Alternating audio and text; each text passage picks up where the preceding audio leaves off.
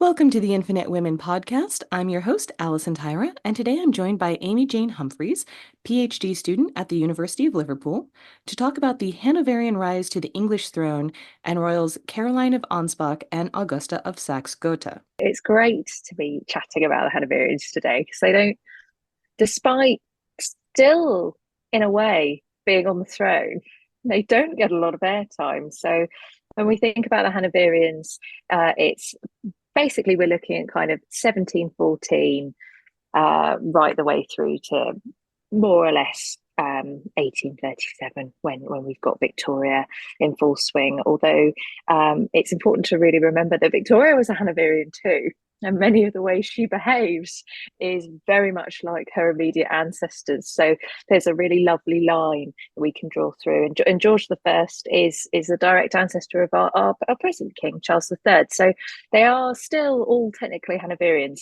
allowing for a couple of name changes. The people that I focus on is mainly George the First and George the Second, but specifically the royal women around them.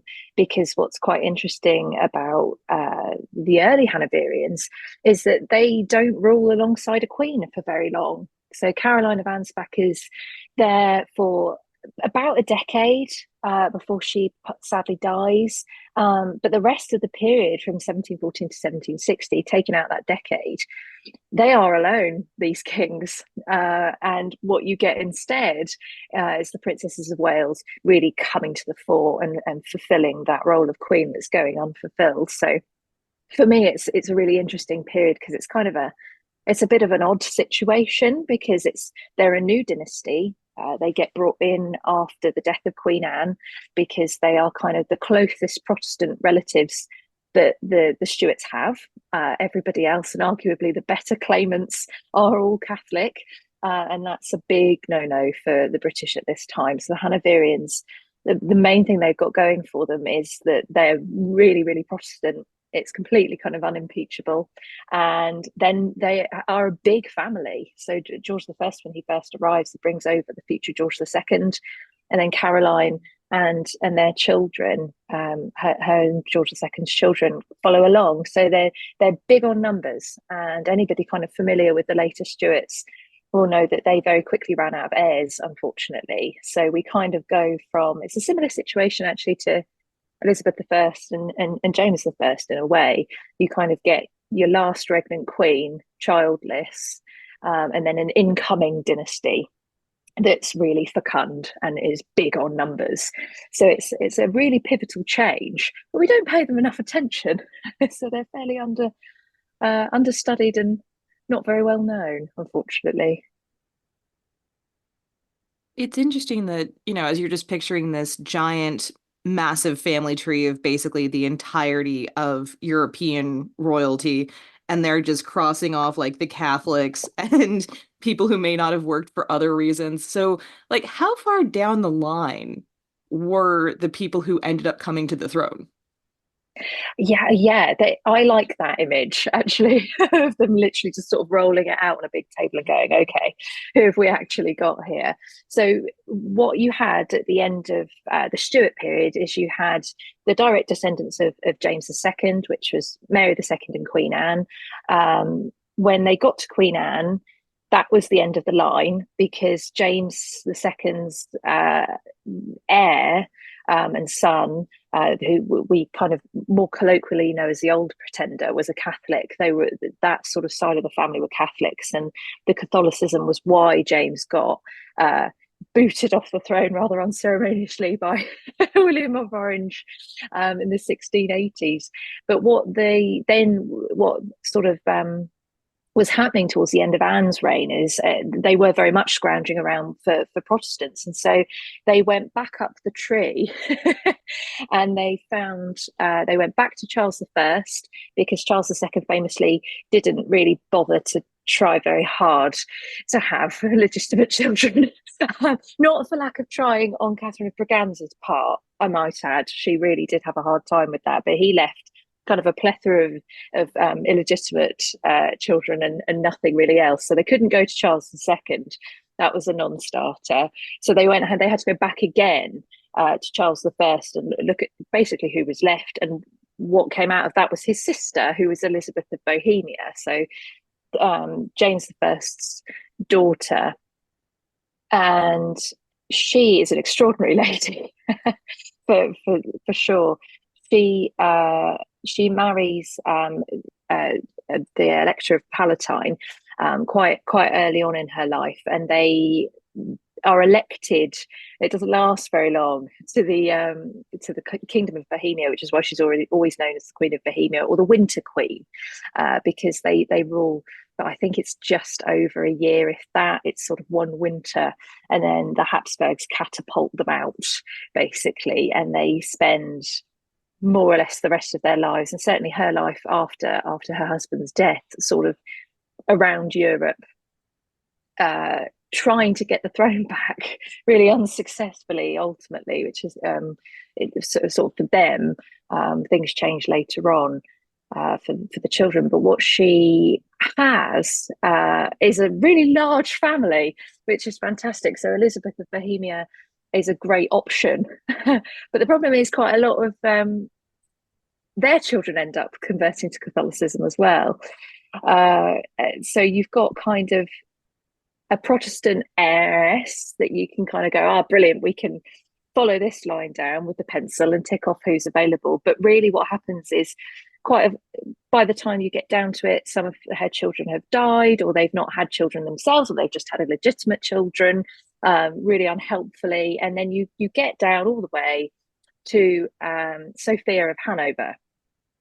Sophia of the Palatinate, as she would have been known, but she marries the Elector of Hanover, or who will eventually become the Elector of Hanover is not quite when they get married, but that's their ambition ultimately, and they do get that. But she is the heiress. She's the one that they kind of pitch on and go, right, Sophia is the one, and that's really interesting from sort of a just thinking about monarchy generally, because you go very often we see kind of with the British monarchy, it's not very many regnant queens, and occasionally I think the preference would probably be to not have a regnant queen as well, which is really, really frustrating.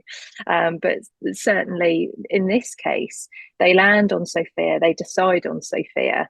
There's no kind of deviation from that. And she's understandably quite thrilled, I think, because the Hanoverians are a really ambitious, mobile dynasty. They want to be major players on the European stage, and which is why they everything that Sophia and her husband were working towards is the electoral cap, which gives them the ability to elect a Holy Roman Emperor, and it just gives them that extra kind of level of prestige. So they're really, really involved with what's going on the continent. They're involved in the wars.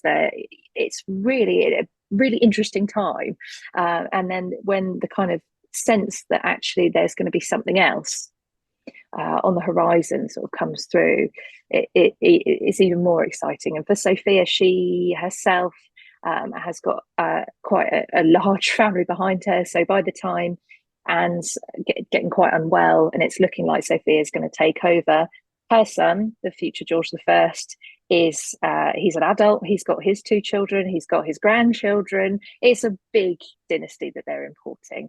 But unfortunately for Sophia, she's walking in the gardens of Herrenhausen one afternoon when there's a rain shower, and she runs for cover and collapses and sadly dies. So she never gets to be queen, which is really, really sad. And that's sort of how we end up with the first Georgian king. So it's an interesting one. They definitely have to cross off quite a lot of people, but there's a there's sort of a dearth of heirs in a sense, because I think when you're far removed from the actual main line, you're not really thinking that you're going to get your shot, so you're just living life. So they really just had to comb through a lot of people to get to the Hanoverians, but they really, in truth, weren't that far away. Not as far away as we kind of think, and how many people looked at them at the time. They were just cousins. So. I'm just reminded of like dating situations where it's like you've got to stop being so picky. Yeah, yeah, yeah, very much so. And I think the it's a really interesting one because for Britons it was kind of a complete non-starter. They could not go back to the Catholic Stuarts because it represented too much danger, I think, for the established church. There was a real paranoia that James II and his sons, his heirs, would ultimately bring the English Anglican Church back um, into Catholicism, basically, and it was just not going to happen as far as people were concerned. They were not happy, and so the Hanoverians, even though they're Lutherans as well, so they're not Anglicans, but they are Protestants. But that difference was a little bit of concern for people as well. They thought, oh, how's this gonna work? Maybe they're not the right kind of Protestants. There's a real kind of panic about it. But it was all about making sure that the country's church and the way the everything had been settled down after the Glorious Revolution, which brought William III and Mary II to the throne, it was maintained. So that happened within statute as well. So the Act of Settlement basically disinherited anybody that was Catholic or anybody that dreamed of marrying a Catholic. They could not inherit the throne, and so that's how you end up ticking down that family tree and getting to ultimately George I. think we do need to just point out how close we were to having a Queen Sophia. Now, Sophia was Yeah. 83 years old in 1714. So that's not something that was super common for anyone getting to their 80s in that time. She was healthy, like certainly much healthier than Queen Anne, who was in her 40s. Um, and she went on this walk in the gardens where, it suddenly started raining and she collapsed and died in Caroline's arms. That was in Mm, June. Queen Anne died in August. Like she was so yeah. close. She really was, and it's amazing because if you look just generally across kind of royal houses throughout time, really having a grandmother around or a grandparent of any kind is really, really rare. And the fact that Sophia, yeah, as you say, she was in her 80s, she was really healthy. It seems like it's a bit of a kind of freak accident, more than anything else. There was no signs that she was ill. They were really into their walking, all of them. So the fact that she was there with Caroline loved to walk, and once George I came to the throne, George II, or Prince George as he would be known, wasn't that keen, but Caroline would often walk with George I, and they were really visible that way. But yeah, so she was Sophia was really active, and it's one of those great what if moments of history because it's sort of there's so many unanswered questions of what she might have done, and there was no sense that she was going to just be a figurehead. She knew her own mind. She was really, really clever. She could have done the job really, really well.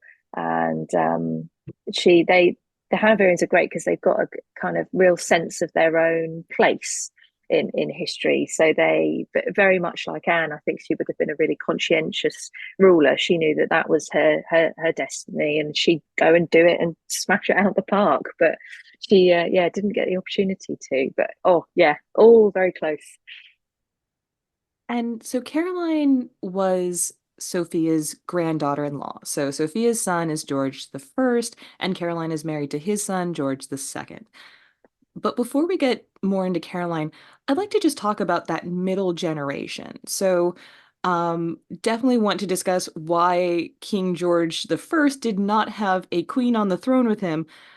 But Mm, also, if we could talk about Sophia Charlotte a bit, because um, Caroline was orphaned quite young, and she actually became the ward of Frederick, who was the Duke of Prussia, and his wife Sophia Charlotte, who was the only daughter of original Sophia, badass 83-year-old Sophia. So it feels kind of incesty that Caroline was basically raised by her, future husband's aunt. yeah, I think it's It's no accident, I think. I will say it's not the most incesty thing that we see in royal marriages, but it does feel a little No, creepy. I mean it's not as bad as Victoria and Albert, but it does have an element of planning. Yeah, so um, Caroline, it's really sad actually. Her and her brother, they lose their father really early, and their mother remarries to a man who isn't the best choice she could have made, but for elite women in this time, if you are in desperate need of a husband, it's never going to be the greatest choice that you could have made. Time often makes it, that pressure to remarry and have all of the kind of safety net of marriage. Um, Often means you don't really make the best choice, and he was a bit chaotic, to be fair to him. He was more interested in his mistress, and he then kind of dies partly because his mistress has been ill, and things like that. It was all a little bit of it was very strange. And so Caroline kind of goes from having a very normal family to losing her father, to losing her stepfather, and then ultimately her mother. And she ends up at the Prussian court, which is really kind of her saving grace. Actually, she as you say, she becomes the ward of Frederick and Sophia Charlotte, who are incredibly interesting people, and Sophia kind of Sophia the younger, if you like. It was a formative influence on Caroline's life, because the upheaval of Caroline's early life means that nobody ever got to the business of trying to raise her as a European princess. Everything that she'd kind of picked up to that point had, I suppose, really been an accident of her own interest in things. And Caroline was incredibly inquisitive and clever, and she wanted to learn things. She loved having people about her that she could just absorb information from, and you see that right the way through her life. But the Prussian court was a wonderful place if you were bright and interested in the arts and music and all of these things, that Sophia Charlotte championed and loved. And young Caroline was there, ready to absorb everything. And she really kind of inherits this kind of European culture, this sense of being a patron of the arts and music, and philosophers as well. So Leibniz, who is somebody that Caroline converses with kind of throughout her life and spends a lot of time with. That's where she meets him, and it's Sophia Charlotte presides over this intellectual salon, if you like, that Caroline is there enjoying. And as she is indeed Sophia of Hanover's daughter, there's, I imagine, a lot of back and forth about this girl. I've got my ward here, is she's beautiful, she's clever, she's just the sort of person that we'd like in the family. It's that sort of conversation. And I think there is an occasion where Sophia of Hanover does meet Caroline. I think when if a visit is paid to the court in Berlin. So there's an awareness of Caroline, and yet the story of her and George II kind of coming together, or is really romantic. He sort of goes incognito to her brother's court. She's back there visiting. Caroline knows exactly who she is, or who he is, rather. She knows exactly who he is.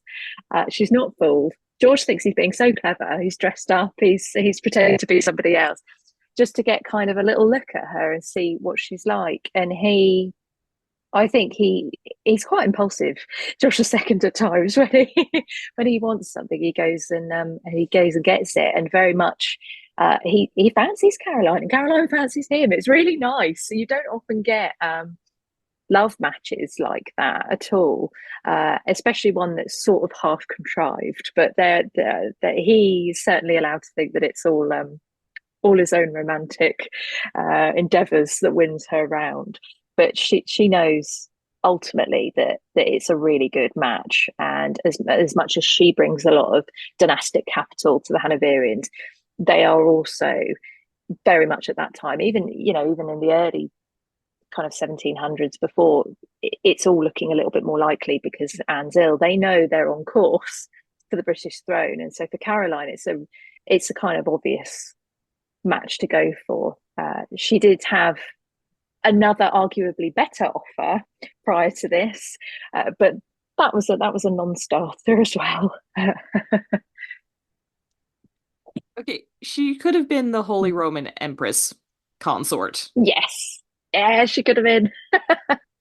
She could have been. Yes, uh, yeah, and it's one of the things I think when they came to Britain, she was most famous for, because the Holy Roman Emperor to be, he comes to her because she's got this reputation of being an incredibly accomplished princess. She's one of the most desirable princesses of Europe. It's not a sort of a strange situation for him to come to her. She's beautiful. She's really, she's got all of these things going for her. She's learned. She's interested in the arts, music, all of this. She's a real catch. And so for the Holy Roman Emperor uh, to have a wife like that, that's no small thing. And so Charles sort of comes to her and offers his hand. But there's the problem of the confessional difference. So she would have had to have converted to Catholicism in order to marry him. And a priest gets sent over to basically try and convince her this is a good idea. But he approaches it in a really odd way and kind of sort of tries to browbeat her into the whole thing, telling her that she's wrong. And Caroline, even at that early age, is not somebody that you kind of try and browbeat like that. She's a big personality. She knows her own mind. She knows who she is. And she was like, no way, I'm not having this at all. And she refuses. She refuses to convert, and she becomes sort of even more committed, because one thing that it sort of stays throughout Caroline's life is her faith. And I'll keep saying it, but she's a very clever woman. She knows her apples. She understood her own religion. And there's one very funny anecdote from when they all come over to Britain, and there's like a conversation where some priests think that they ought to go and explain Anglicanism to Caroline, and she gets a little bit shirty. She's like, I refused an emperor. I think I understand my own religion. And it's fantastic. She just doesn't go for it. And for Britons, it's one of the big selling points of Caroline, as she's a Protestant heroine. She refused an empire because she loved her faith. That was what was sacred to her. And yeah, it's one of those funny little things that works really well for the Hanoverians when they come over to Britain. They can sort of say, look, we might be slightly different Protestants, but we're defenders of this faith. And yeah, it definitely wins Caroline a lot of affection. All right, so we know that first off, do not involve a priest in your romantic matters.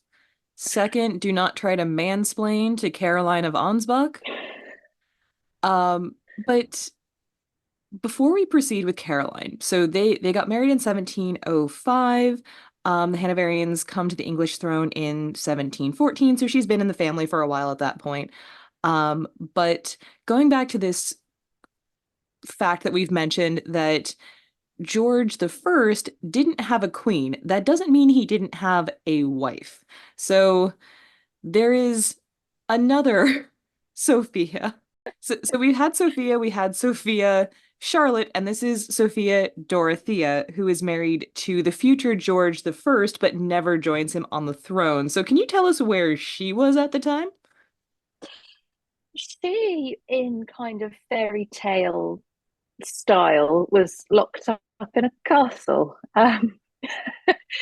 So it's something that history has not treated George the First very kindly on, which is fair, I think, because it's quite an extreme reaction. But Sophia Dorothea and George the First were not a compatible couple by any means. They were cousins, and the marriage was sort of devised to shore up land, because the Hanoverians had a tendency to split lands between their sons. So it prevented them from building up one strong power base, and they move to male primogeniture, which is the principle that all the land and everything goes to the eldest son, to basically maintain that area. This obviously causes problems later on for Victoria because she can't be Queen of Hanover, but it's all there for them to consolidate their lands. And so the marriage between Sophia Dorothea and George is meant to help do that, help that on the way. It brings both wings of the family together, and then their son will inherit everything. That's kind of the plan. But she's a very different person to George the First. He's quite serious. He likes quiet life. At this time in his life, he's a soldier. He's he's on the front in the wars of Europe, and he's got a kind of very different outlook to her. She's fun. She's frivolous. She likes a good time. But she doesn't fit in the Hanoverian court at all. She finds everything that Sophia of Hanover does boring. I describe her kind of as a good time girl that never really had got to have a good time. She'd have been a sort of, I think if she was living now, she'd be having parties, she'd be having a great time, but she didn't kind of fit in with them at all. And although she and George had two children, George the First, they had George the Second and another Sophia, who ends up in Prussia as well. So even though Sophia Dorothea and George the First ultimately have two children, they tick the box of dynasty. That's sort of where the relationship kind of starts to peter out. Really, she does go with him at one point, kind of to visit him when he's away, but they don't gel. They're just not compatible. And so George himself, he finds her really tiring. She's got a tendency to have a bit of a temper when things don't go her way, which he's like, whoa, I don't want to deal with this, because he's ultimately quite a chilled out man with a lot of stress, and he just wants to not have a difficult domestic relationship. So he starts to look elsewhere for companionship, and he finds Melusine von der Schulenburg, who becomes his lifelong partner, possible morganatic second wife. It's not really clear whether they do marry, but certainly she's there with him right up until his death. Sophia Dorothea sees this and thinks, oh, I'm going to do the same thing, which is not the best. That's one of those wonderful double standards, so that the man can run off and do whatever he likes, but the woman has to stay and at least appear to be loyal. But she starts up an affair with a count, Philip Kongsmark, and he's this dashing young man who really appeals to her personality, her interests, and they write all of these love letters to one another. And that would be bad enough, but in some of them she's complaining about George, she's wishing that he was dead so that she could run off with Philip. It's all of these big no-nos, and they are really, really indiscreet. And she is told by a number of people, you need to either end it or you need to hide this a lot better because it's not on. And the story kind of goes that they are thinking about running away. And she becomes a big problem for the Hanoverians because there's this fear that they will loop up with the Jacobite interest to try and get away. And she basically becomes a security risk for them, and Philip has to go. So historians have tended to blame George the First for this one, but he's not there the night it happens. Philip, he arrives at the palace.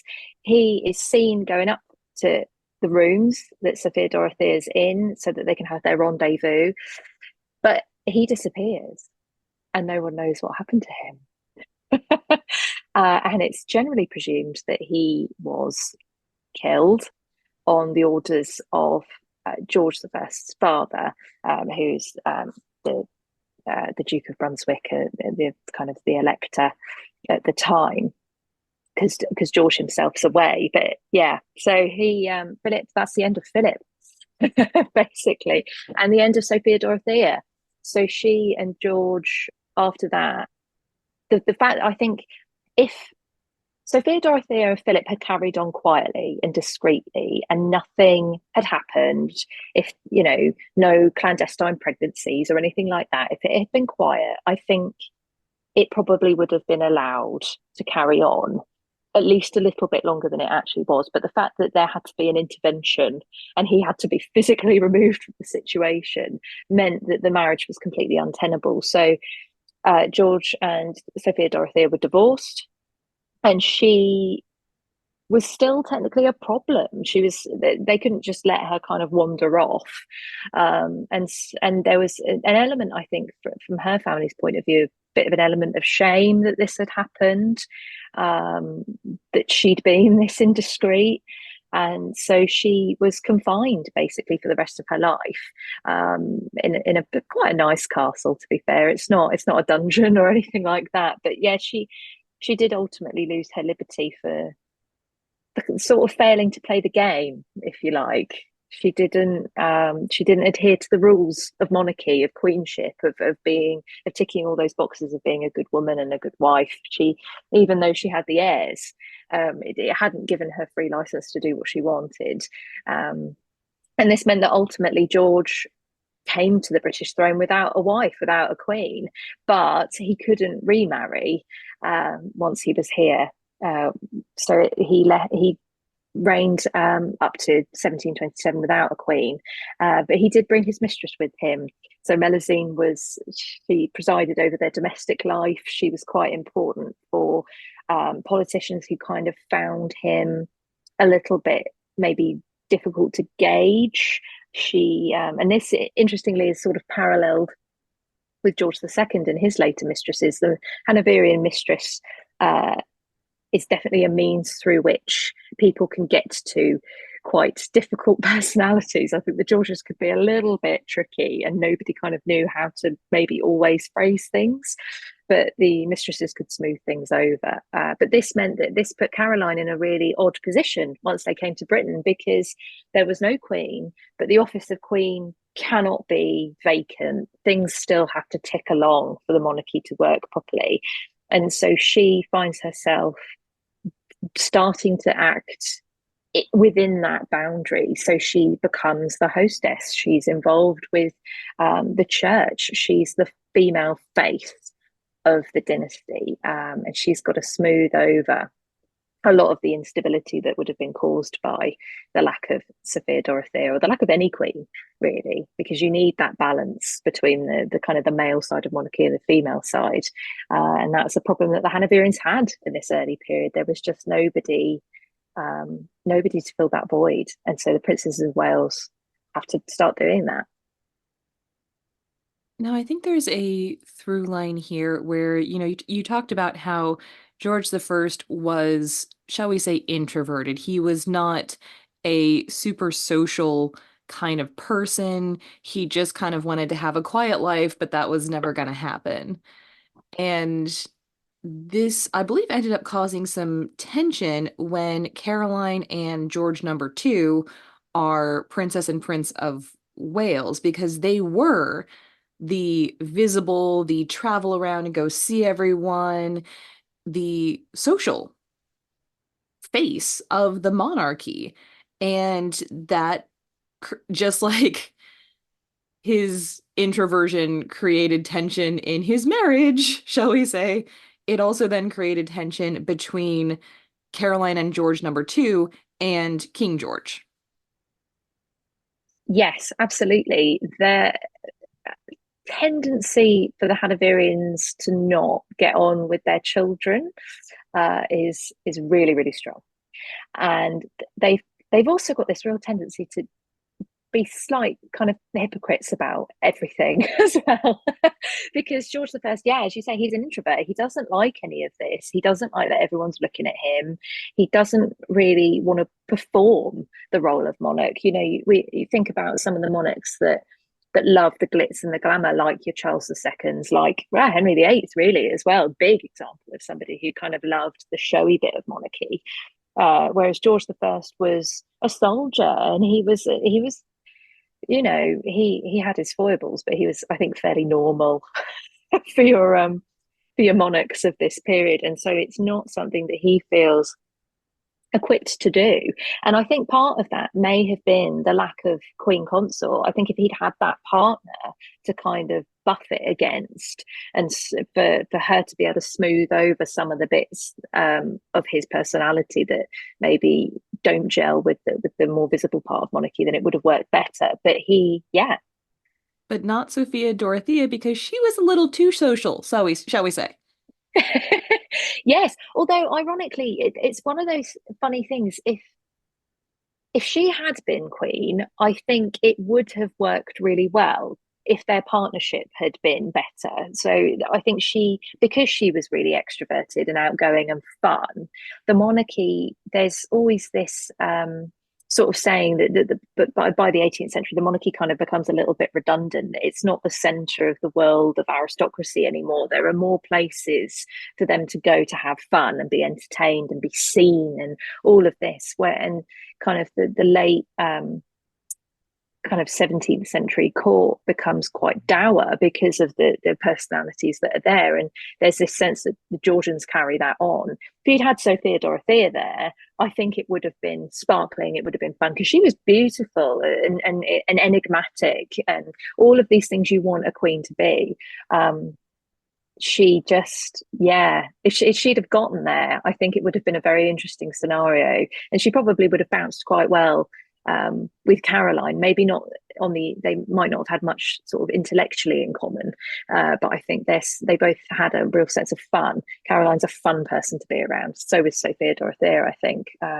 So it would have been, yeah, it would have been an interesting one. It's another kind of what if.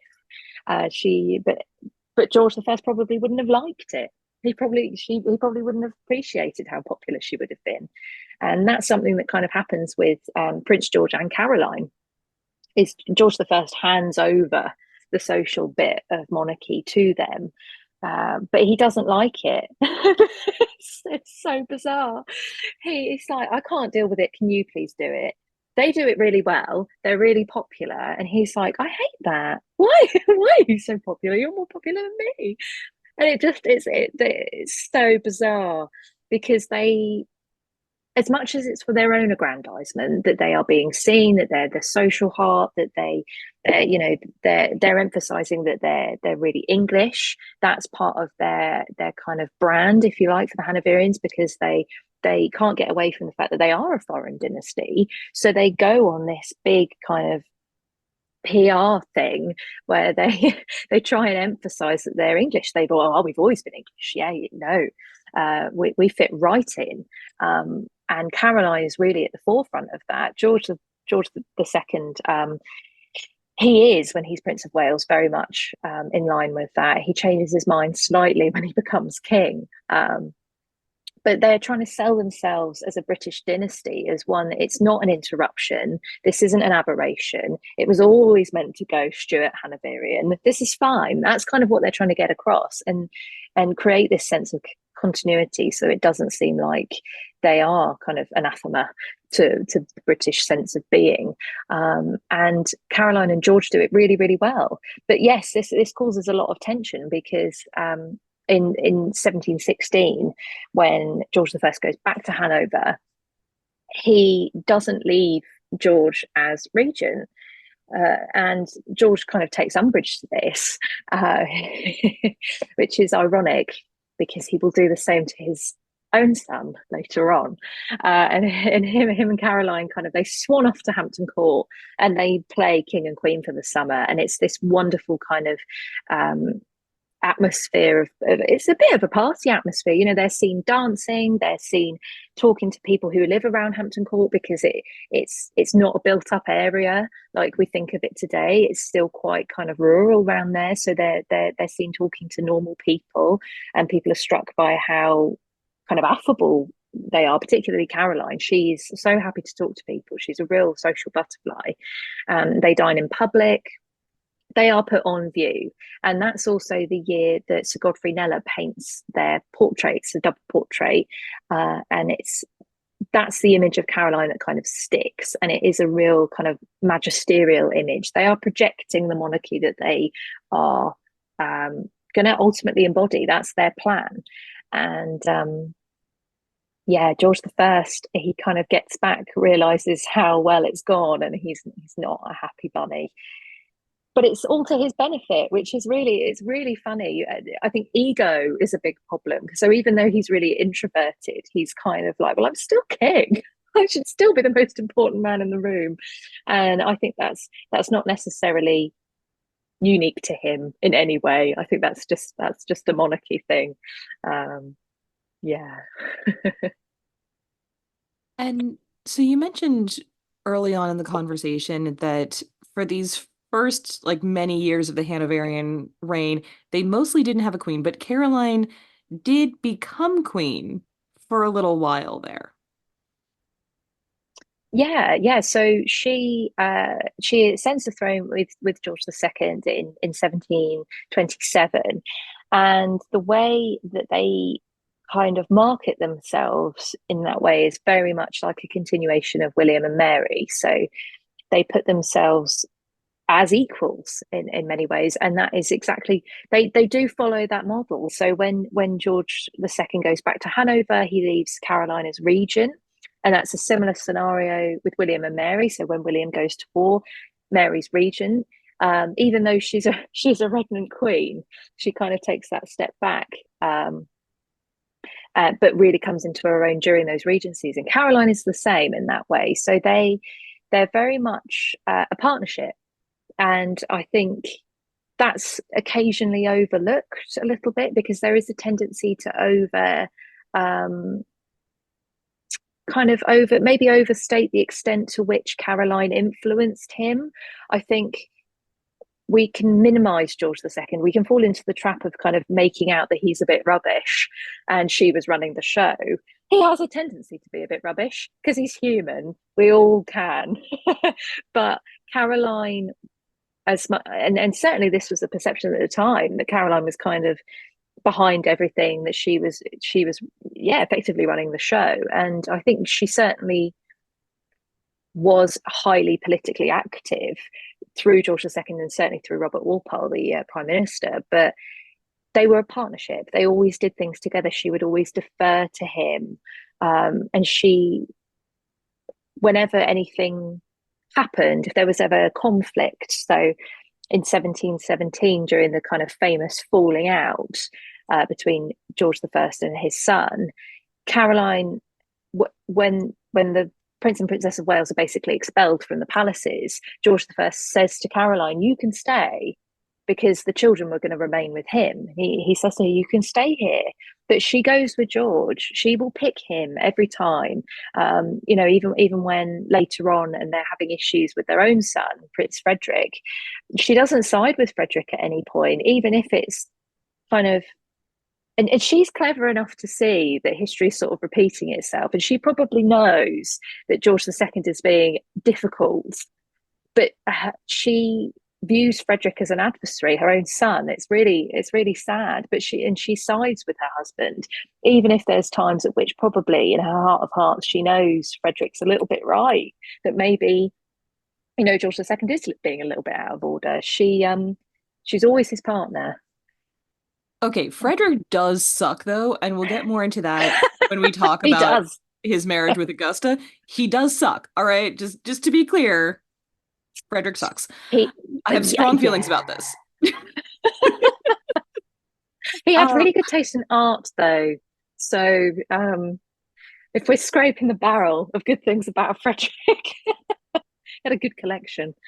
as we're talking about, you know, being a lover of the arts, we're kind of seeing Sophie as Charlotte. So Caroline's foster mom slash aunt in law, her influence here as well, because Caroline was a major patron of the arts. She loved collecting art.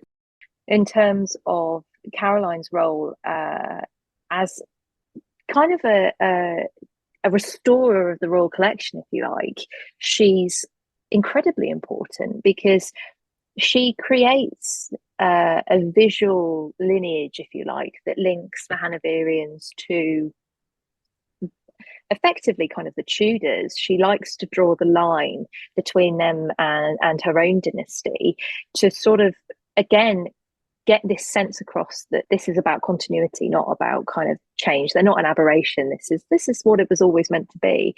And so Caroline has a real interest in the Tudors. This pops up in kind of her Hermitage and Merlin's Cave projects, where she has created kind of the waxwork figures of, I believe it's Elizabeth of York that's meant to be there. So she links all the way back to kind of Henry VII, although it's a little bit unclear. But she has a great affinity with Elizabeth I. And she's really, really interested in that period in history, which is kind of cool if you think about it. Like by sort of the 18th century, the Tudors are certainly far enough away for people to be into it, you know, like history buffs. She is certainly very much a history buff. And she is really lucky in that she finds quite a lot of Holbein sketches that are put away in a drawer at some point in history. And she just comes across them. She opens the drawer one day and there they all are. And I don't know whether it's immediately clear what they are to her. I don't know if she's maybe aware of Holbein. She might have come across some of the paintings that were still sort of extant within the royal collection, within the palaces. But she quickly establishes what they are, how important they are, and she wants to make sure that they're preserved because she understands that creating that link is really important. And she also kind of uses art to celebrate their family story. So in Kensington Palace, particularly, there's a picture gallery basically with loads of ancestors of the dynasty, kind of these wonderful little portraits that she gathers and collects. And she is a great curator of what is there, really, because a lot of the collection does get kind of put back together. It becomes quite disparate after during the kind of the interregnum, but things get put back together with the restoration. And Caroline is very good at kind of making sense of all of that. And what's brilliant, although incredibly sad, is that the way that she organizes the portraits is preserved, because George II, after she dies, like so many other monarchs, actually, I don't know whether this is a particularly Hanoverian thing. Certainly, Victoria is another good example, but he doesn't want anything touched. He wants everything to be left as it was. And so, even sort of 20 years later, the wood that was put in the fireplace in the room on the day she died is still there. You know, all the paintings are there.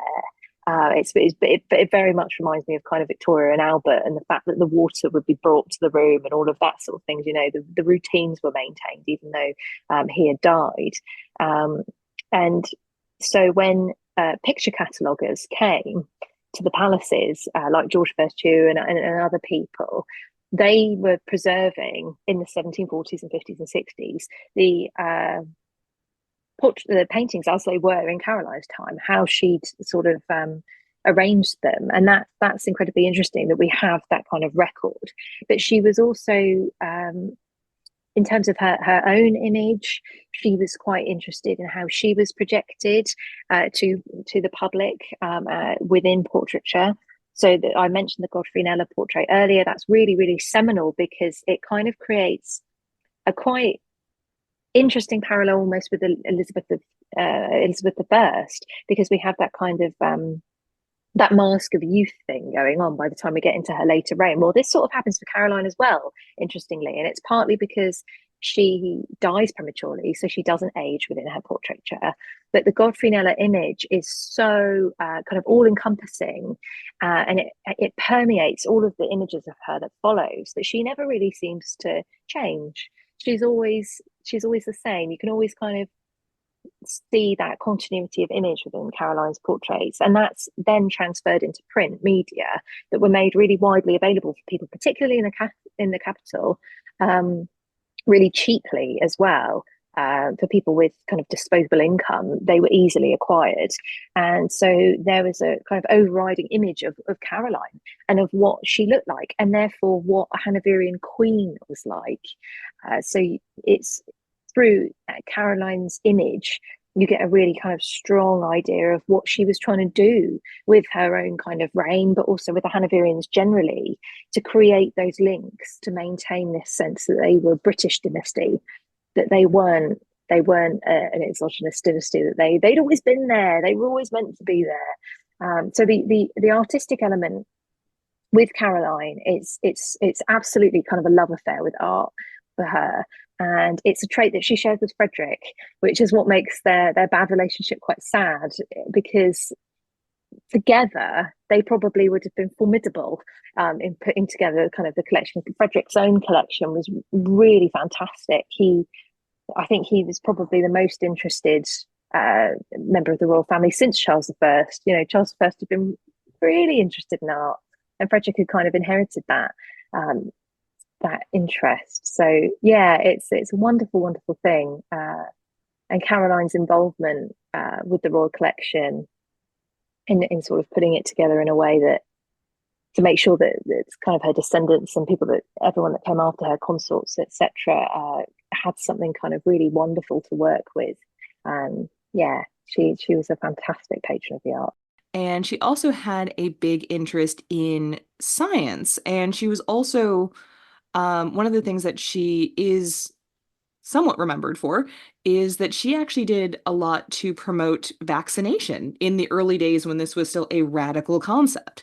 So, can you tell us about her function in influencing both, I guess, the arts and the sciences when she was in power? Absolutely. So I think if we take the science part first, we talk about the inoculations.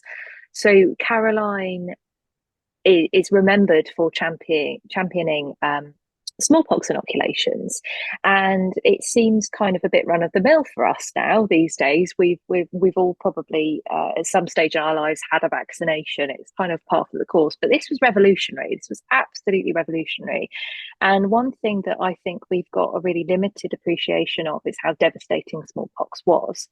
So if you hop on to kind of Wikipedia and you have a little look around the 17th, 18th century, and you look at interesting people, and more often than not, you will find that their lives were cut short by smallpox. Mary II is your biggest example of this.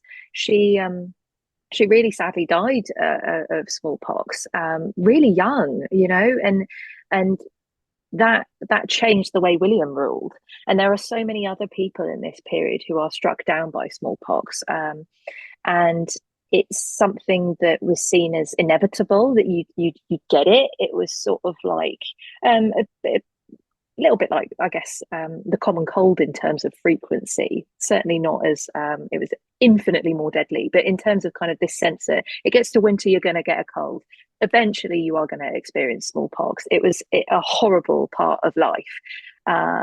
And people were terrified of it, even though it was kind of ubiquitous, because it was a terrible killer. And once it became kind of clear that something could be done to prevent this, it was a source of real interest for people. And it came out of the Turkish court in Constantinople. It was the inoculation process for smallpox was being practiced there.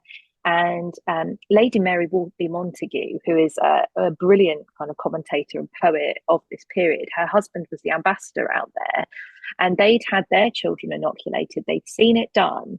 And as well as other scientists that were talking about it, Lady Mary kind of came back to Britain, and she was telling everyone, she was like, this is brilliant. Um, my children are going to be fine. And people were really excited, but also kind of terrified because the process was a little bit scary. So you'd have a live bit of smallpox that you'd put in the arm of the person. And the idea was that it would give kind of a localized version of the smallpox virus, but it would be kind of hopefully limited enough that it was easy to cope with. You kind of get over it. But the problem is that occasionally it would go full blown, so you'd end up with smallpox, and then it was very much up to kind of fate, really.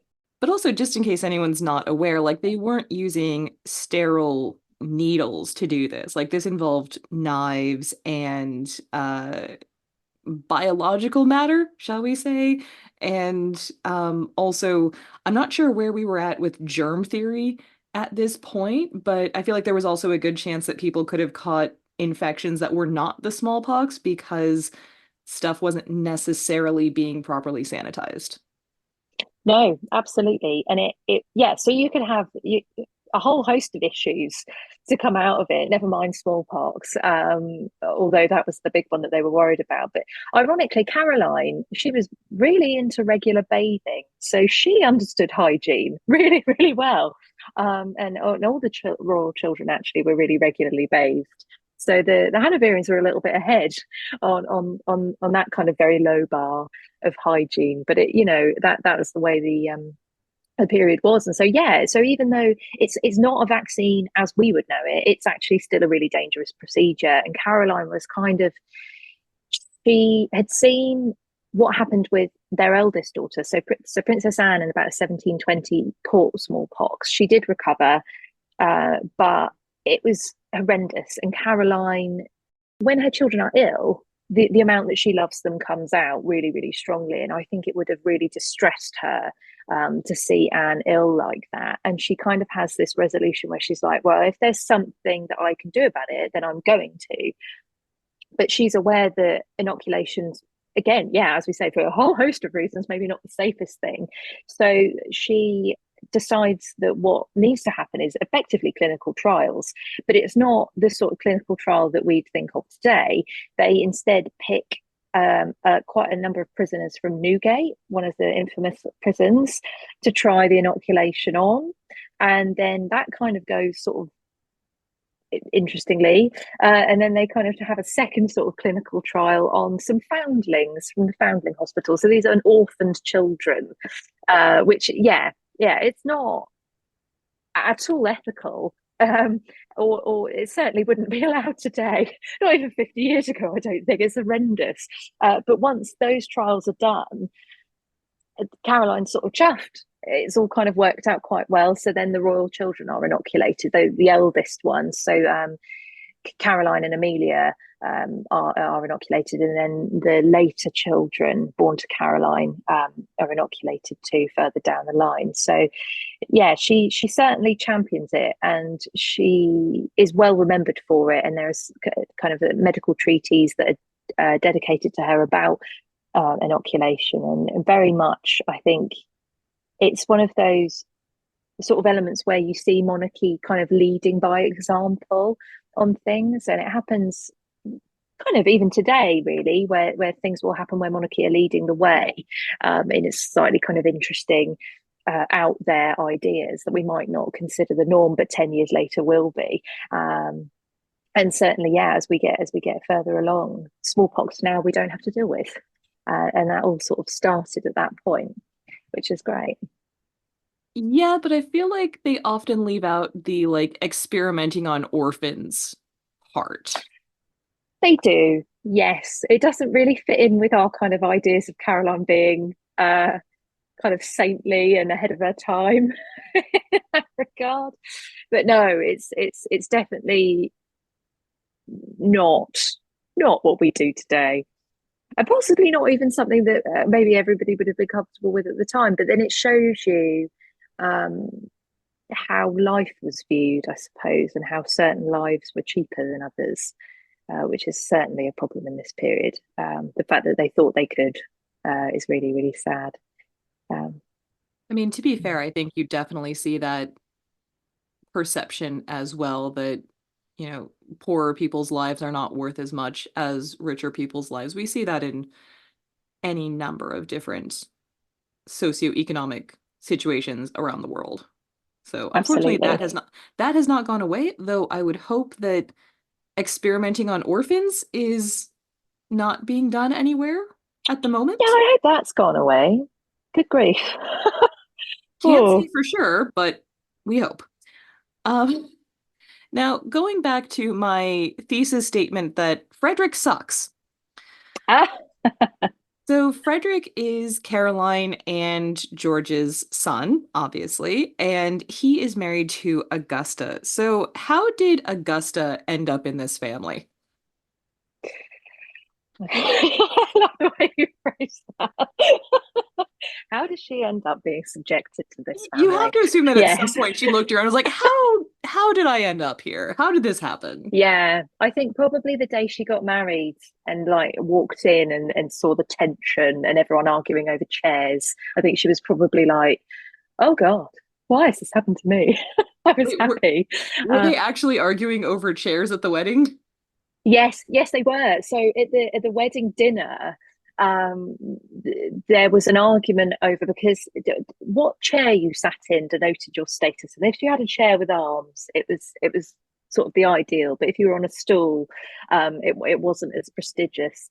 And I think I can't remember quite which way round it was, but Frederick wanted his sisters to sit on a specific type of chair, and they thought that was outrageous. And so, yeah, they were arguing about how they were going to sit um, to eat this dinner, and it's one of those little anecdotes that kind of really kind of emphasizes at times that the Hanoverians are sort of kind of partly farcical because they can never have a serious kind of ceremonial event like like a wedding, a coronation. They're always a little bit mayhem. They're particularly bad at funerals. They can't have something happen without it having this element of farce. And this follows right the way through. I love that you used the word farcical because I was thinking petty bitches. And it's like, this is why we can't have nice things like weddings and funerals. It's true. Yeah, they are petty and they love it. The desperate housewives of the Hanoverians. Anyway, all right. So she probably had a sense pretty early on what her future was going to look like. But as you mentioned, George II, like his father before him, had drama with his son and coming back to the whole I believe it was the same basic issue where the King George, this time number two, felt that the Prince and Princess of Wales were getting too much positive attention and taking away from him somehow because he's the king. Absolutely. So I think with Frederick, it's equal parts sort of sad and sort of complicated because or it just is complicated and sad with Frederick and his parents because he is the one that gets left behind in Hanover when they all decamp to Britain in 1714. He is just a little boy, and he is left behind with his, I think it's his great uncle, basically to be the kind of face of the Hanoverian dynasty in Hanover, so that there is this sense that they've not forgotten about Hanover. We're coming back. We still care. But he gets left behind, and it's really really difficult, and I don't like kind of saying it because it seems really heartless, but they basically forget about him.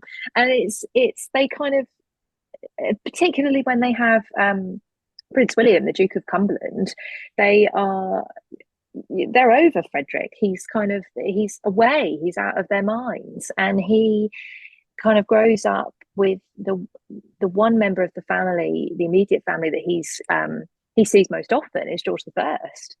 When George comes back every sort of summer to come and see him, and George the First is a kind of major sort of figure in young Frederick's life, and he sort of grows up independently of them, and he tries his own kind of way to influence things on the continent, cultivate a marriage for himself, and it doesn't work out, and it very much gets to a point where very early in George II's reign, where he has to bring Frederick over because Frederick is viewed as a problem in Hanover, which um, is extraordinary considering he was forgotten. And he gets brought over to Britain, and nobody's particularly that pleased to see him in a way. That's certainly the sense you kind of get uh, from what happens later. I think he tries to integrate quite well with the family, but despite being very similar to them, they don't gel. He's very like Caroline. He's interested in the arts. He's interested in music. He loves all of the things that she loves, but they don't necessarily bond that well. partly because he is immediately very, very popular. And the Prince of Wales, regardless of kind of which generation it is, the dissident kind of politicians who aren't getting along with the incumbent government coalesce around the Prince of Wales because he is this figure for the future. And they think, well, if there is a regime change very shortly, we need to kind of cozy up to the Prince of Wales so that we can get in power. But that becomes a problem because it basically pits the Prince of Wales against the King because they're both kind of heads of very different political outlooks, even though mostly these are still Whigs that are coalescing around the Prince of Wales. So you've got the Whig government under Robert Walpole that follows kind of most of the way through this period that we're talking about currently, and then you've got kind of politicians that aren't getting along, revolving around the Prince of Wales, making him uh, kind of a rival. And what happens with sort of George and Frederick? George II gets a bit of a bee in his bonnet about Hanover and Germany generally, and German culture. And I think it's Lord Harvey who sort of comments that basically nothing English can satisfy George II for a while. He doesn't want to eat English food. He only wants German food. He doesn't want any kind of English culture around him. He sort of does a complete 360 to where he's at when he's Prince of Wales. And then you've got Frederick, who is everybody's best friend. He loves going to the theatre, he loves spending time with kind of aristocrats, but he also puts himself in positions where the normal people can actually interact with him. So there's a great portrait, a painting of Frederick in one of the parks in London, and he is in amongst this kind of tumult of London life. It's an amazing, amazing painting, and it gives you an idea of how available he made himself. And so, even before Augusta comes on the scene, he is a really popular figure, and George II hates this, which shows an alarming lack of self-awareness on his part because he's not really doing anything to cultivate any affection from people. Caroline and George bizarrely sort of seem to retire a little bit. They do what they have to do. They do their drawing rooms, they have the balls, they do all of this, that, and the other, but they don't really want popularity. She kind of famously says to Lord Harvey that popularity makes her feel sick. She hates it, you know. And it's like, well, this is what you were doing when you were Prince and Princess of Wales. What is going on here? But they find Frederick really difficult. Ultimately, they don't gel with him, and then Augusta comes in, and she is of immediate benefit to Frederick because and it's important to kind of think about the sense that he's being positioned as a rival to his father, and so he's being positioned as an alternative monarch ultimately, and that's how he's marketing himself. And if he's got a wife, then she's an alternate queen, and so Augusta kind of feathers the nest of Frederick's grand plan for popularity, and she basically becomes his right hand woman, if you like, in terms of actually acting out this plan, for him to kind of really show them to be a better version of the monarchy being projected by his parents. And she basically comes onto the scene sort of again another sort of semi-contrived possibly marriage situation where when George II is in Hanover in 1735, she just happens to be there, and she is wonderful and she's affable and she shows a remarkable kind of deference towards him. She's really, really respectful, and so she's just kind of massaging that ego that he has, and he loves her and he thinks, yes, this is the bride that I'm going to bring back. All right, you're really undercutting my Frederick sucks argument, but I know I will be vindicated because we have not yet gotten to the birth story. So could you please regale us with that mess? Yeah, so I think the best way to talk about the birth of Frederick and Augusta's first child is to kind of look just briefly at the wedding situation, because one thing that happens when Augusta kind of first arrives is nobody actually bothers to pay her much attention at all. There's some newspaper articles that suggest that the Duke of Cumberland and the princesses go down to Greenwich to meet her, but she is basically left on her own.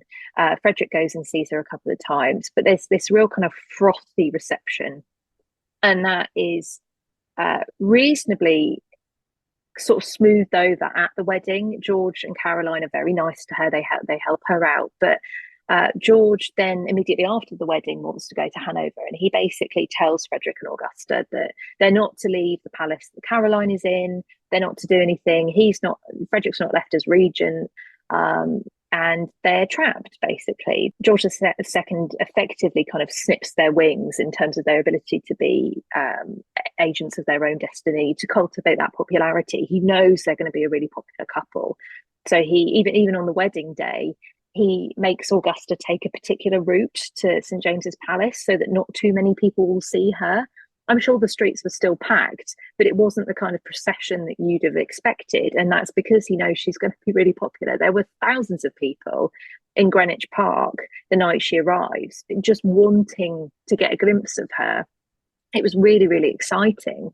And so Frederick and Augusta basically start on this campaign where they try and kind of extricate themselves from George and Caroline and try and forge an independent identity. And this partly, I think, is what's driving their decision to withhold information about the pregnancy that happens in 1737. Augusta falls pregnant, and they manage to keep it quite quiet, which is extraordinary considering how watched royalty are. And somehow George II and Queen Caroline don't know, which it's just brilliant. I don't understand how they pull it off. You sometimes see people talk about, did Elizabeth I and maybe have a secret love child, something like that, and people go, no, they were seen all the time. How could this even happen? But Frederick and Augusta managed to conceal this pregnancy really well. No one really knows. Although Lord Harvey later writes that there were loads of insinuations that she was pregnant, but Caroline was basically convinced, because she despises Frederick at this point. She's convinced he can't have children. And very strangely, I think it's kind of like a wishful thinking sort of thing, because if he doesn't have any children and he conveniently dies, then the Duke of Cumberland can be king. And I think that's what she kind of wants. But yeah, so the idea that Augusta's pregnant, I think they probably, even if they did notice, they were probably so convinced it wasn't happening that they just didn't see it. But anyway, they managed to conceal it until the point where it becomes impossible for them to do so. Frederick tells George II quite late, and this is a bone of contention as well. So she's basically due. And there's a couple of times where, because they're at Hampton Court for the summer, that Frederick and Augusta go back into London, kind of half expecting her to go into labour. Although this is something that Augusta herself will later say, this doesn't make sense. Why would we have done that? I think there was definitely a design that they wanted to have the baby outside of the royal residence at that time, that they didn't want Caroline and George to be there. Caroline was determined that she was going to be at the labour, because she was convinced, she wanted to make sure that it was actually Augusta's baby. She didn't think that it was real. They thought they were going to have like a rerun of Mary of Modena and the warming pan baby, because she just didn't think that he could have children. It's very bizarre. Okay, that is really weird that she's just completely fixated on this idea that her son couldn't possibly have a child when they hadn't been married that long. It's not like it had been years or anything, but you have to explain the warming pan baby, because that is not a reference most people are going to get. Absolutely. So the warming pan baby rumor is stems back to Mary of Modena's, who was the wife and queen of James II. So we're back with the kind of Catholic Stuarts. And famously, Mary of Modena, and indeed Anne Hyde, who was James's first wife and the mother of Queen Mary and Queen Anne, they'd had real problems having children. And the Stuarts, as we know quite well, indeed sort of after Charles I onwards, they have real problems with having children. And indeed, when they do have children, they tend to die quite early. Sometimes smallpox, which we've already talked about, it's a massive, massive killer, but then they're just sort of poorly babies, and it's really, really sad. Mary of Modena is kind of no exception to this. She really sort of, despite being a very young woman indeed, she sort of struggles quite early. And this might be something to do with, James, or it's really difficult to say what's sort of going on. But then in when she gives birth to the heir, James Francis Edward Stuart, who's the old pretender, the son of James II, the brother of Queen Anne, who should have been king after her, if not for his Catholicism.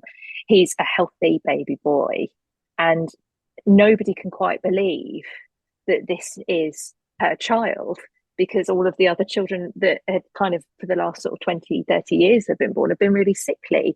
And so there's a rumor, horrible rumor, put forward that a baby was smuggled into the birthing chamber in a warming pan, and the baby that was born of Mary of Modena was replaced. Now, if you look at portraits of James II and his son, there is no way, unless the artists were having a fantastic creative license, there is no way that this is not James's son.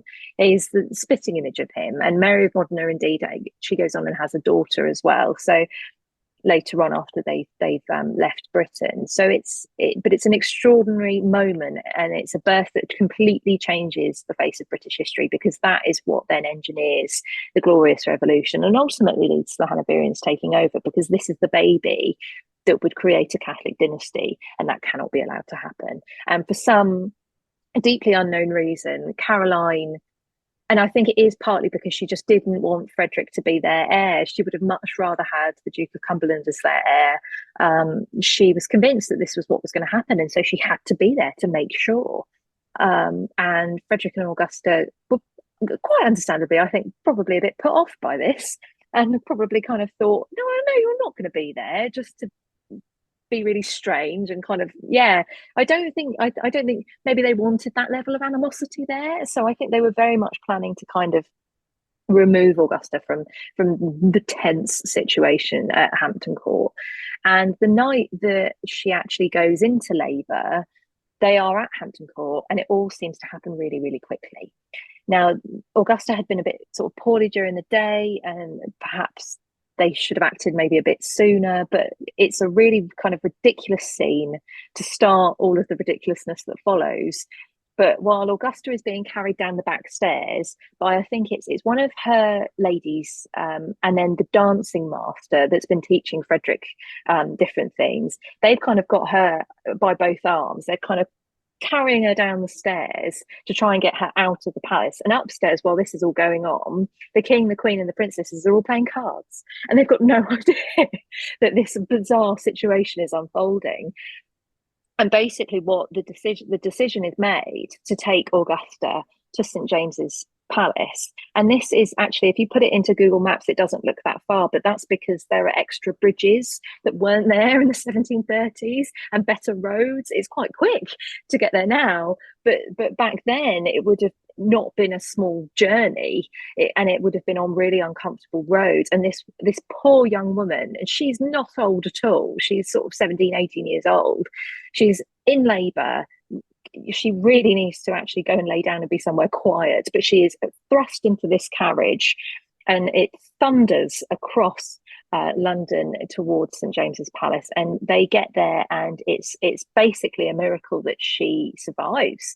I think the baby Augusta, named for her mother, is born sort of 15 minutes to half an hour after they arrive. They get to St James's Palace. The servants are kind of like, whoa, why are you here? What on earth is going on? Because they've packed up. The royal family's left. They like going to Hampton Court for the summer. Nobody is expecting them to be there. Nobody sends ahead and says, hey, they're going to come down, it's going to be a bit of a rush. So they managed to bundle Augusta inside, and Lord Harvey kind of gives us this wonderful but terrible image where she gives birth between two tablecloths, because there was no bedding to put on the bed. There was nothing ready. No one knew they were there. They managed to get a midwife, but basically any kind of formal witnesses, they sort of turn up a little bit late. And so, yeah, by some sort of miracle, both mother and child survive, and they manage to have the baby outside of kind of the royal view. And Caroline is woken up later on that night, by one of her servants, sort of saying, the Princess of Wales is in labour. Come quick. And she goes, all right, I'll put my coat on and go downstairs. And the lady's like, oh well, no, ma'am, she's not here. She's at St James's Palace. Um, when George II hears about this, he hits the roof, possibly literally. Actually, he is furious. I don't think he can speak. He's so angry. Um, and Caroline manages to kind of she she wakes up Lord Harvey, who gets to go along, and he's a great kind of chronicler of this whole event. uh, Even though he's incredibly anti Frederick, which I'm sure you'll like. So he's not it's not in his business to treat Frederick with any compassion here at all. So he really emphasises that Frederick has behaved badly. But they go to St James's Palace, and Caroline sees Augusta and the baby Augusta, and she sort of says, "Oh well, yes, that might be his child because she's tiny." And I think it's like a little rat of a girl is the phrase used, and so therefore that is Frederick's baby. So she's fine with it. I think if it had been a bouncing baby boy, it would have been very much perhaps a rerun of the Woman Pan scandal. But yeah, it's nothing short of a miracle that Augusta is fine. Nothing short of a miracle that the baby is fine, and Augusta and Frederick go on to have a number of other children as well. So it's an uh, extraordinary event, and it's not one that the relationship between Frederick and his parents ever recovers from, because quite understandably, George and Caroline are furious, and they're angry not only because it's a snub to them and their authority, but also because he put Augusta in danger. He really, really did. She could have died so easily. There have been royal births that have gone wrong in the plushest and calmest of circumstances, and this was the furthest from it, and yet all seemed to go well. But yes, that was sort of the end of the working relationship between those two generations of the royal family, because then what followed ultimately was Frederick and Augusta were expelled from the palaces and alienated from George II, basically, and for the rest of the reign, more or less. All right, so they're already in a somewhat precarious situation where there's all of this tension, but Frederick is the heir apparent, and there's nothing they can do about it, no matter how much Caroline might want to. And they've secured that, particularly with the birth of other children. But Augusta never becomes queen because Frederick dies first. So can you tell us about that and what happened with Augusta in her widowhood? Absolutely. So, yeah, Augusta, I think the reason why people don't know really very much about her, although that may have changed now with Bridgerton's Queen Charlotte series, where Augusta actually does feature as a character. So maybe there's a little bit more kind of perception of her generally, which is great. It's really good. But she's forgotten generally by history, because she doesn't become queen, because Frederick unfortunately does die in 1751, and he that's her life changed forever, with one sort of stroke. He Unfortunately, it's not very clear what he died from. There's a sense that something might have, like an abscess, might have burst in his lungs, which was possibly caused by a blow from a cricket ball. A few years previously, Frederick was really, really into cricket. He's sort of like the kind of founding father of cricket, if you like. He was, or he's certainly one of. He was a great champion of the game, and so it's possible that might have caused it. But he falls ill, and then he sort of gets a little bit better. He goes to Parliament, but he gets rained on. Rain is a theme of the Hanoverians, and he doesn't change out of his clothes. He remains in wet clothes, and that's probably what causes him to sort of relapse again. And they think he's going to get better, but then all of a sudden he passes away, and Augusta's sort of there at the foot of the bed, watching as her entire life changes, if you like, and she has her cry, as you would, because this is a man she's been with for sort of 14, 15 years. She's grown up with him.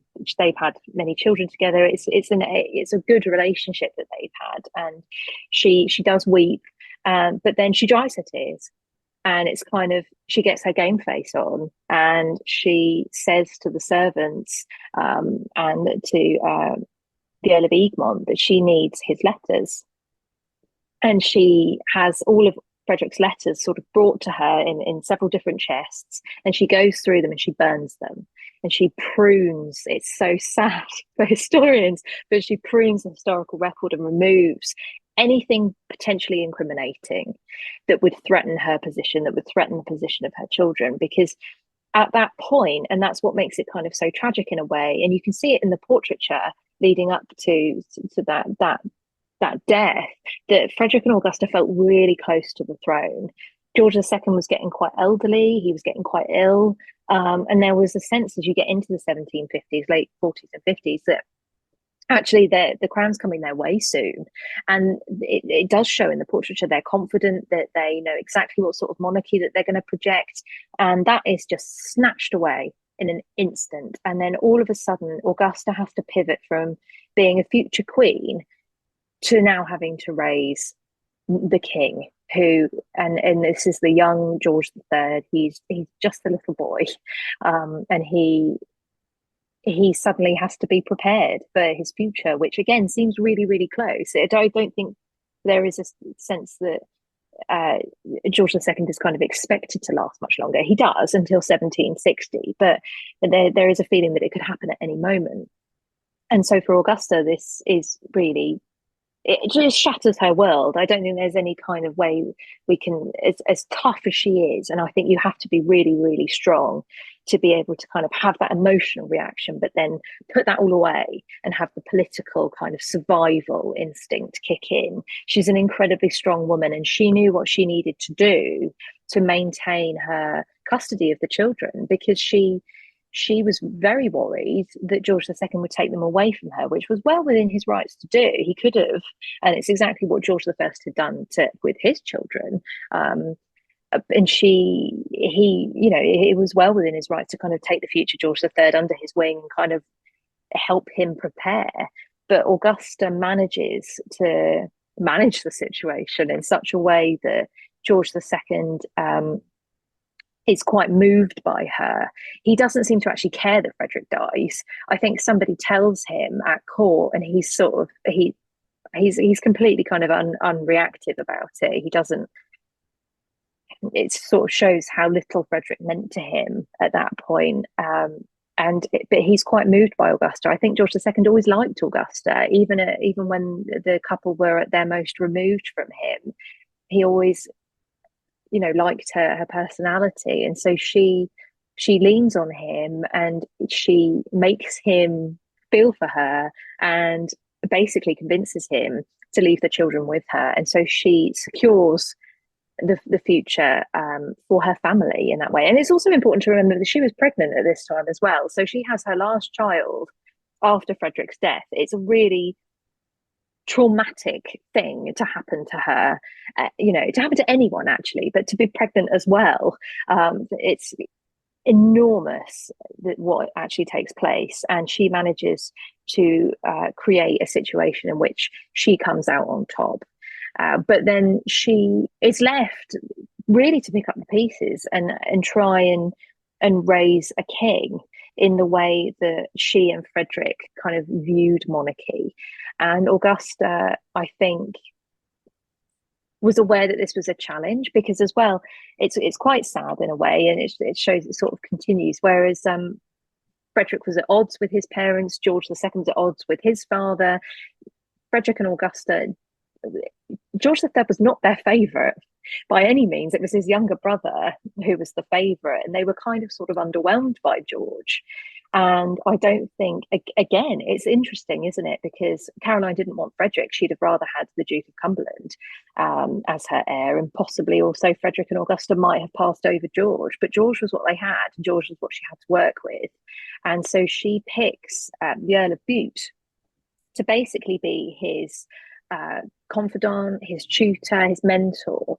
And Bute's a really interesting character, because prior to Frederick's death, he's a friend. He's somebody who's been around the court. That's why he's known, the Prince and Princess of Wales's court. That's why he's known to Augusta. But he's not really a major player in Frederick's kind of political world that he's creating. But Bute becomes a really positive influence on George as far as Augusta is concerned.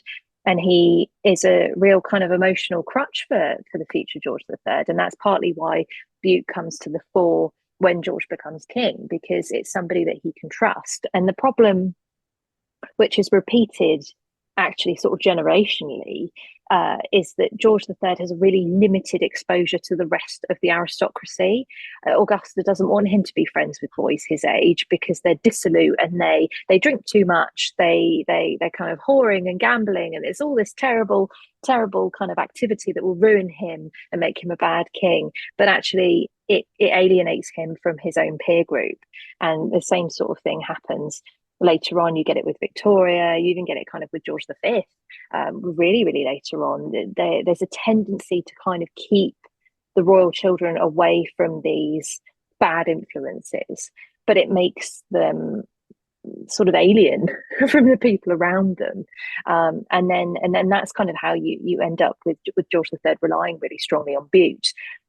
But for the people who are observing this, who can't get in, because Augusta's kind of she's sort of she creates a bubble around them that people can kind of watch them but not really see them, and there's this sense that they're a little bit unknowable, and people start to suspect that something's going on with her and Bute, because she's very nice to him. They spend a lot of time together. There's a belief that he is sort of courting her, even though he's a married man. And there's generally a suspicion that they are sleeping together. Never mind the fact that this is the most important appointment that she can make for her son to make sure that he is ready for kingship. Bute is so much more important than just a lover. But that is how the gossip loving kind of 18th century Brits kind of view it. And as we get into George III's reign, Augusta is very much viewed as a malignant influence on the government and upon the young king as well. And you get that expression through graphic satire, which is not something that Caroline ever had to experience. So Caroline certainly has her critics, but the volume of prints and cartoons that show Augusta and Bute, often in sometimes kind of racy, sort of pornographic-esque, for the time certainly, depictions. There's one where kind of Augusta is leading the king around by a rope. Often Bute is depicted with a boot, so Bute, and she's depicted as a petticoat. And there's this sense that they are running the show, and that the king is at risk. It's playing upon all of these old ideas that it's the evil advisor, and that the advisors need to be removed. And Augusta very much suffers with this, and her entire life up to that point, and very much as Princess of Wales, she, from the moment she got married, had to display that she was the perfect queen in waiting. Frederick puts her up as a parallel to Caroline. Augusta has to show that she's the ideal queen, everything that Caroline is not. And that's her whole persona, that's her whole public persona, that just gets destroyed by this sense that she's overtly political, and a malignant influence on her son and on the government. And that's everything that she'd been trying not to be or appear to be. So yeah, her kind of posthumous reputation, I suppose, has been really damaged by that. Didn't Frederick explicitly want her not to be political because he had this obsession with Augusta not being anything that Caroline was? He wanted her to be the exact opposite. And so seeing that Caroline was involved in political decisions and everything, he adamantly did not want that for his wife. Not for her own good, but Exactly. because he's a petty bitch. Yeah, 100%. Yeah, he thought, he saw the relationship between George II and Caroline and thought, well, I don't want my wife running me like my mother runs my father, and I think he, again, maybe fell into that trap of thinking that she was doing everything and that George II was a little bit rubbish. I think he had a really negative view of his father, understandably. And he didn't want that to happen to him. He viewed it as a terrible thing, even though George and Caroline are a great royal partnership. They're a really good example of how royals work together. They don't always have a great relationship. He could be horrible to her at times, particularly towards the end of her life. He Once he'd fallen in love with his mistress, his later mistress, Caroline could do nothing right. But there was still a lot of love there. He was devastated when she died, and they're a great example of how a king and queen works together. So for some unknown reason, Frederick didn't want that for himself. And he wanted Augusta shut out from that kind of political avenue. He wanted her, and this is partly because Caroline at this time, there were a number of things kind of going wrong with the government. And because Caroline was closely associated with Robert Walpole, she was seen as a source of this. And she was sort of blamed alongside him for all the things that were going wrong. And so it's coming also from that sense that Caroline being political is wrong. And Frederick wanted to make Augusta apolitical because it helped show her in a better light. And so the way that they developed Augusta's public image in this early period was to put her in contrast to Caroline. And basically, if Caroline was political and kind of too clever, and too extroverted, then Augusta was kind of the opposite of that. And within this, was ticking all of the boxes that you'd have to tick to be considered a really model queen, in order to kind of project this idea of what their monarchy would be like when they became king and queen. But it doesn't, I don't think, work for Frederick at all, because the very fact that Augusta knew exactly what letters to go and burn when he died indicates that she wasn't excluded from his political world. And there's the Earl of Shelburne, much later, he writes kind of on this period, and he says that she sort of, as she does with George II, interestingly, she sort of massages his ego and makes him think that she's not pulling strings when she is, and he thinks she's just his little wife, and so she can kind of play what game she pleases. That's what he sort of says, and he says she's a real actor. She can put on any performance that needs to be done. So whether it is as a consort in contrast to Caroline, or even within her own marriage, she can really kind of put on a performance to woo the people, the audience in front of her, and make them see what she wants them to see. Because that's the thing, she is complicit in a lot of Frederick's early schemes, but into 1737, Caroline and George think she's lovely, that she's just a victim of him. And she, to a certain extent, is. And I think the power dynamic between them is really imbalanced. And there's the age element as well. She's a really, really young woman at this time. And Frederick is managing their relationship. But she isn't a doormat by any means. There's a example of an issue, kind of a confessional issue with them, where because she's Lutheran, she doesn't want to take the Anglican communion. She feels really strongly that that's wrong and she can't do that. She'd much rather go to the Lutheran chapel and worship there. And Frederick tries to make her go to the regular Anglican church, and she won't. And so it's very emotional. The whole argument between them is really intense. And it's only when she's basically threatened with being sent home that she actually acquiesces and starts to go to the Anglican chapel. But she can advocate for herself. She's not a doormat. He can't run roughshod over her. So she buys into all of his schemes. And she, I think, is certainly maybe not an equal partner in the same way that Caroline is, but that is possibly just because she's less visible to us. She probably absolutely was, but it's sort of a paucity of sources and our ability to view Augusta. And the thing is, as well, with her, is she doesn't want to be seen. She operates very quietly, and I think that's partly why we don't know her very well as a kind from a sort of a public history point of view. She's not a character that's immediately available to us. Caroline, even though she's equally not very well known, she's such a big personality, and that comes out in what's left behind.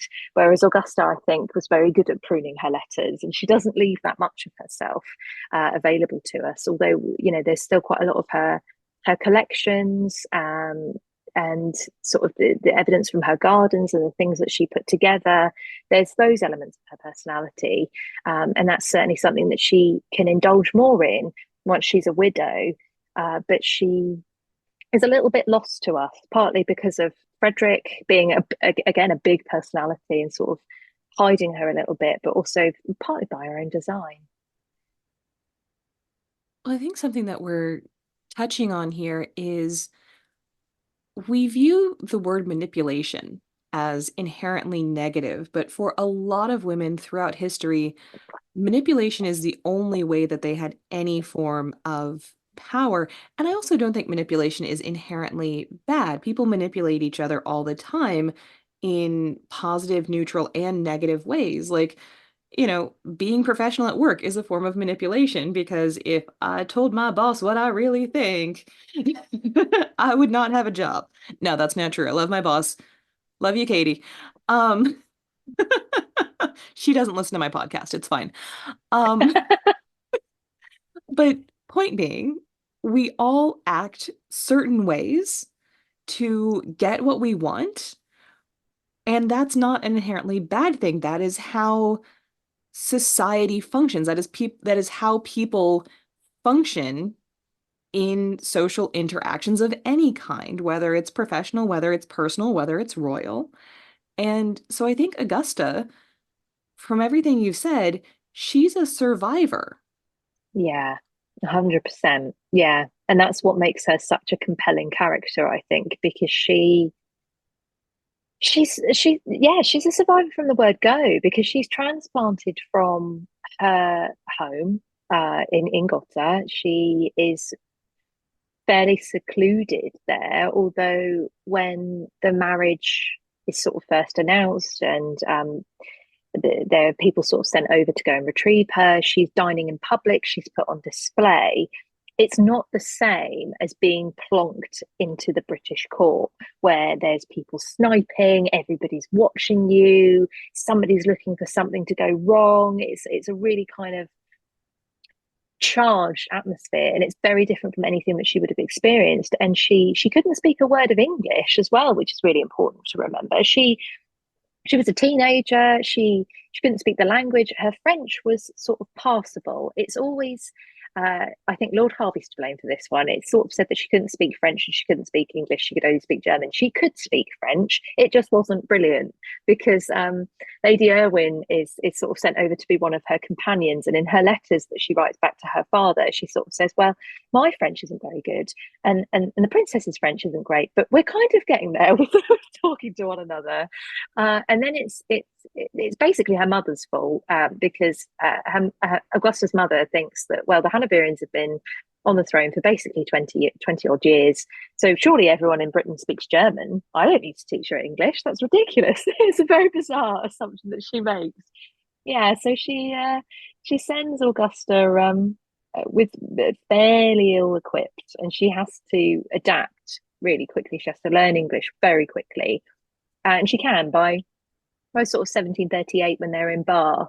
There's reports, she speaks very prettily to all the ladies there, and she's really impressive. But she has to pivot so quickly in that early period, and she probably turns up thinking that she's going to go into a really nourishing atmosphere where she's going to get to learn from Caroline, who's a really accomplished queen. She's going to be able to sit in on Caroline's intellectual salon, and they shared similar interests. They were both interested in pottery, they were both interested in gardens, they liked collecting things. Augusta was really interested in she had a lovely kind of coin collection which was an interest she got from her dad, which was really sweet. They had a lot in common, and yet they didn't get to have that relationship. Caroline could have set Augusta up to be kind of a queen in her image. There could have been a lot of continuity there, but it didn't happen. And so Augusta has to kind of pivot from being herself, her own genuine personality, to being what Frederick wants her to be. And then, and then when they get expelled from the palaces, they then have to kind of reformulate who they are again. then when Frederick dies, she has to do the same thing. When George III becomes king, she has to do the same thing. She is so adaptable. And she takes it on the chin as well. You never get a kind of sense that she's angry about the situation. There's sort of one anecdote in Doddington's diary. He was a kind of close friend of the family, and he's the chap behind the kind of patriot kingship ideas that Frederick was really supportive of. That formed kind of the basis of his kingship, and ultimately influenced the way George III was king. But in his diary, he notes that he goes on a walk with Augusta, and she is furious with George II because they're left in quite a lot of money trouble after Frederick dies, because George takes quite a lot of their funds away. He just reabsorbs it into his own finances, and he leaves them in quite a bit of trouble. And so she goes from being kind of really kind of sort of nice towards George II, if you like, to his face, to kind of behind closed doors being absolutely furious with him. And that's the only kind of part that I've come across where you get this sense that she's losing her cool. Because other than that, she's just rock solid. She does what she needs to do for herself, for her and for her family ultimately, because she she's also successful. I know she doesn't get to be queen, but she gets her son ready, whether it's right or whether it's wrong. The way she does it depends on your point of view at the time. But she gets George III onto the throne. He's ready, more or less, to do the job. And until his descendants, he was one of the longest reigning monarchs, that we've had. It was an incredibly long reign that he went on to have, and she ensured that he was kind of ready to go and do that. There's a lot of mistakes along the way, as we know. It wasn't perfect, but she got him there. And yeah, I think definitely she's a survivor. I feel like throughout this conversation, we've had so many interesting what ifs. So, what if Sophia had come to the throne? What if George the First, what if his wife had not been indiscreet, shall we say? Because I get the sense, like you said, she probably could have gotten away with affairs if she'd just been a little discreet about it. And I feel like Augusta is another one of those what if queens that it's such a fascinating thing to contemplate. What if these three separate women had become the queens of England? And obviously, we can never say for sure, but it is a lot of fun to ponder. Absolutely. And I think Caroline's another one, really, because she dies so abruptly, with only 10 years on the throne. All of these women kind of, even though Caroline gets there, she gets over the line. A lot of what she's trying to institute doesn't ultimately kind of take off because she does die, and then George II can't cope. For quite a long time, he's really upset about things, and so winds up quite a lot of her initiatives. But yeah, absolutely, it's and it sort of shows how chanceable everything was, and how lucky the Hanoverians were, in a way, that everything fell in such a way that enabled them to not only get the throne but keep it. Because I think it's often sort of said that Caroline, and I agree wholeheartedly, was a fantastic stabilizing figure for the monarchy generally. And I can't remember which historian it was that said it, but it's sort of like that no accident, if you like, that the most serious Jacobite challenge to the Hanoverians came after she died, in 45, 46. They are fascinating figures, and I don't think we kind of spend enough time looking at them, really. And I think that does come out of the fact that they never got to be queens, sort of Sophia Dorothea, and Augusta, but they had such an important impact on everything that kind of followed. And yeah, it would have been incredibly interesting to see what they would have done. Join us next time on the Infinite Women podcast, and remember, well behaved women rarely make history.